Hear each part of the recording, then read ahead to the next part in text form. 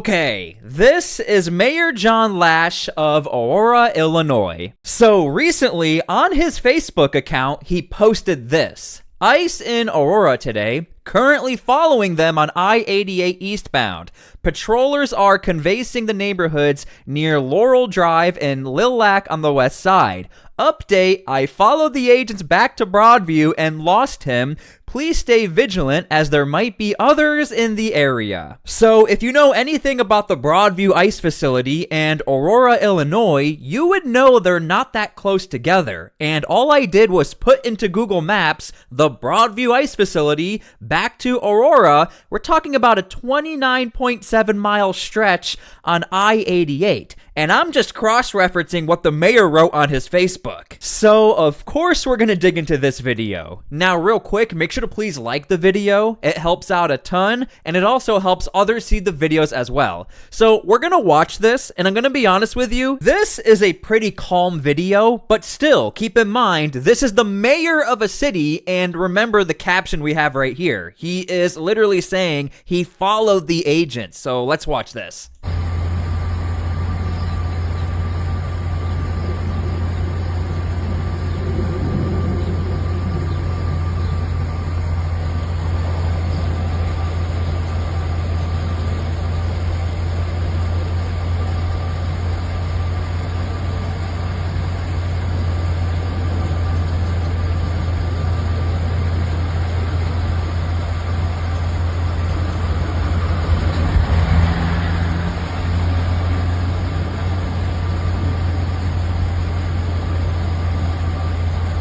Okay, something else I do want to point out, it just popped up in my head. The acknowledgement of patrollers are canvassing the neighborhoods.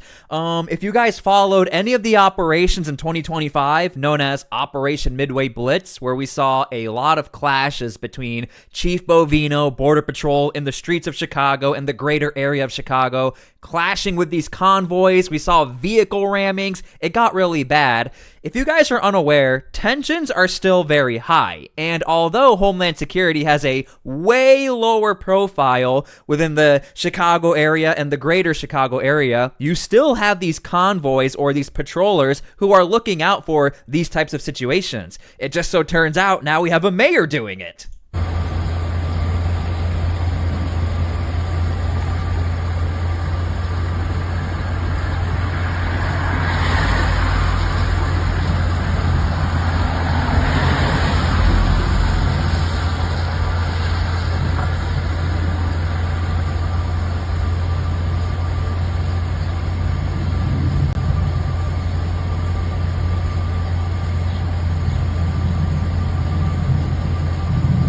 Okay, so that is the video. Like I said, this is not a video of like clashing with the federal agents. We also don't have a video of him following the federal agents. I can only report based off of what he is saying. I followed the agent back to Broadview and lost him. And the mayor specifically said, following them on I-88 eastbound. So again, I just put in on Google Maps, Aurora to Broadview, specifically the Broadview ICE facility. And it's true, you do take 88, and this is 88 eastbound, going east towards Chicago, the Broadview area. And again, this is a 35-minute drive, 29.7 miles. I have a question. I'm wondering, did he really drive all the way from Aurora to Broadview the full distance? And I'm also wondering if Homeland Security is even going to acknowledge that this happened. Now look, here's my disclaimer. I'm not saying the mayor did anything illegal. That's not the point of this video. But I am pointing out the mayor made it pretty obvious that he wanted this to be public. And again, the essence of the post is, hey, just letting everyone know ICE is in the area, specifically this person, and I specifically followed him specifically to Broadview. And I'm also wondering if Homeland Security is even going to acknowledge that this happened, because if you guys know anything about Homeland Security right now, they have really toned it down as far as calling out specific politicians. Back in 2025, this would have been lit up all over the social medias, but we are in a new era of Homeland Security, new leadership. They have seemed to really tone it down, but you know who's not toning it down would be the leadership of Illinois, Governor Pritzker. He's talking about possibly wanting to charge federal agents or leadership within the Trump administration. And the way that they plan on doing that is by gathering intelligence, gathering data to use it for possible prosecutions. And don't take my word for it, we actually have a very recent interview from the governor of Illinois. You know that the president and the Secretary of Homeland Security and the supervisors that stand over the CBP and ICE agents aren't holding them accountable. And so we know that if we keep a record, that we can ultimately hold them accountable. And indeed, we're using that record even now in federal court to limit what they can do. They've been tackling and Okay, now hold on. I know this is not the point of this video, but I do have to point out I'm a little shocked they're actually using this particular situation because this was reported as a high-speed chase and Homeland Security was chasing this red vehicle around this block, and as you can see, the red vehicle appears to be running through the stop signs. Now, of course, later in the video, what's being contested is this pit maneuver as to whether or not that is a safe maneuver or this entire situation was safe. But again, as far as using this particular situation, I am pointing out, according to Homeland Security, this was a high-speed chase, by the way. They've been tackling and detaining U.S. citizens, black and brown people who speak with an accent, and using that as an excuse to take people away. So we know that that's illegal. We also know that that's against law enforcement protocol. So these people need to know that if they keep doing it, they're eventually both going to lose their jobs and maybe even their freedom. Okay, so there you go. I told you guys, Illinois has not forgotten what happened in 2025 with Operation Midway Blitz. So, of course, the big question is, do you take this as a legitimate threat? Is there any weight with these statements? Well, keep in mind, we do know that there are currently 2 federal agents. One has a warrant out for his arrest for actions allegedly that occurred over in Minneapolis, and another federal agent, a Border Patrol agent who was defending a building from a protester. They're both being accused of aggressive actions, and they're both possibly facing consequences. Now, we don't know what's going to happen with those 2 cases because we have supremacy clauses, and as a federal agent, you have pretty strong protections on the federal level if you are doing your job as a federal agent. Typically, if you're going to be punished as an agent, that's going to be done internally, and again, looking at federal policies. So as far as what the governor is saying, how they might possibly be going after agents or possibly going after higher up officials within the Trump administration, I'm just trying to show you guys, Illinois is still talking about this idea of a database, gathering evidence, which is why I'm not surprised we're still seeing people film federal agents, whether it's a mayor or your everyday citizen filming agents and also possibly adding that to the database. And speaking of former mayors and possibly prosecuting federal agents, this is going to be an interview from October of 2025. This is the former mayor of Chicago. Listen to what she had to say about the possibility of this database and where that could lead. A lot of people forgot this happened. We start the process of unmasking the agents. Even though they're wearing masks, every single one of them has a towel. You say unmasking, they're going to say you're going to dox them, and that's why threats against them are up. They are on public property, out in the open. We have an absolute right under our Constitution to be able to document what's happening. Every single one of those agents, height, weight, hair color, they wear their vests in a particular way. They're wearing insignias. Even the masks that they wear, the shoes that they wear, the cars that they're driving. We have a right to compile that information. Okay, so let me know if you guys remember this interview or had any idea this happened. Also, make sure again to please subscribe to my channel because we cover stuff like this all the time, and I always make sure to cross-reference everything we've heard before to try and make it make sense. Now, this interview, contextually speaking, was a pretty big deal because at this time, it was not common for governments, local governments, to have these comprehensive databases.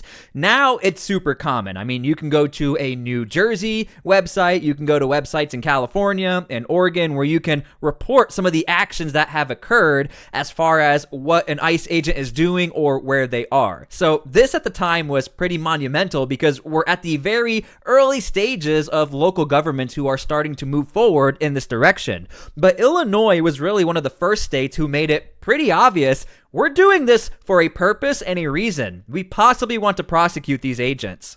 And put together a profile of each of these agents that's alleged to have committed crime. This is not about doxing them. This is not about putting them in danger, and I'm sure we're going to hear that.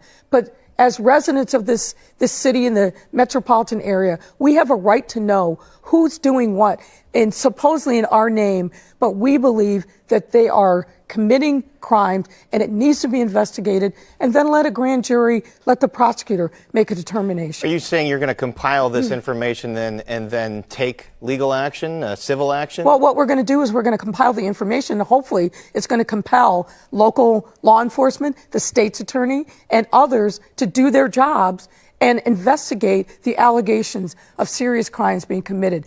And again, at this time, I think a lot of people sort of shrugged this off or laughed, like, how is a city, how are the local police going to investigate this? But I'm just trying to show you guys, very early on, again in October of 2025, Illinois was seriously already considering wanting to prosecute agents on the individual level, talking about a comprehensive database. And speaking of October 2025, remember, I made the comment at the middle of this video, the Trump administration, they've really toned it down as far as Homeland Security and other aspects of Homeland Security, specifically calling out politicians. But this is going to be an interview from October 2025, where we actually have the former Attorney General, Pam Bondi, where she talks about this possibility of wanting to put together this database.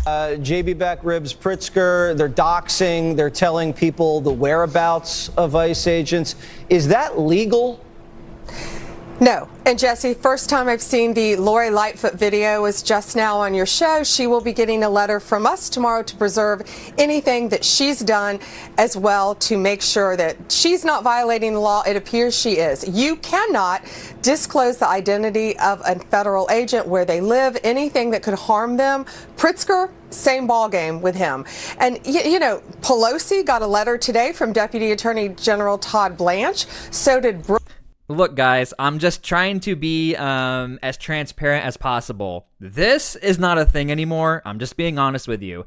Obviously, we hear this type of aggressive rhetoric as far as we're going to push back from like a Todd Blanche, from a Stephen Miller, from Kash Patel. But as far as from DHS, you really don't hear this anymore as far as pushing back or calling out against the possibility of committing a crime or following an ICE agent and filming them. Nope, this is not a thing anymore. So again, a little blast to the past here. Brooke Jenkins, that DA in San Francisco, we told them preserve your emails, preserve everything you have on this topic, because if you are telling people to arrest our ICE officers, our federal agents, you cannot do that. You're impeding an investigation, and we will charge them if they think they have not met me, because we will charge them if they are violating the law. We will protect our federal agents. They're out there working. Also, I mean, I have to point this out. They're showing videos of the Portland ICE facility. And at this time, the Portland ICE facility was really the main part of the media at this time, and then the story died down. But again, I can't even remember the last time on the DHS's website or their social medias they actually talked about Portland. Non-stoppage. You're showing right now during a shutdown. These people are out there working to keep Californians safe, yet you've got Pelosi out there saying to obstruct their investigation. You can't do it. And we're going to investigate her now, as well as that DA. And Pritzker's on the list too, Jesse. Okay, so let me know how you guys feel about this. Okay, going back to our original story. Now, this is not the first time an elected official has done something like this, where they're just filming agents or an agent and putting them on the internet. We've actually seen that time and time again in 2025 when we were covering Operation Midway Blitz. It is a lot more rare now, but since it happened, I figured why not just show you guys, since it's going pretty viral right now on the internet, or at least circulating.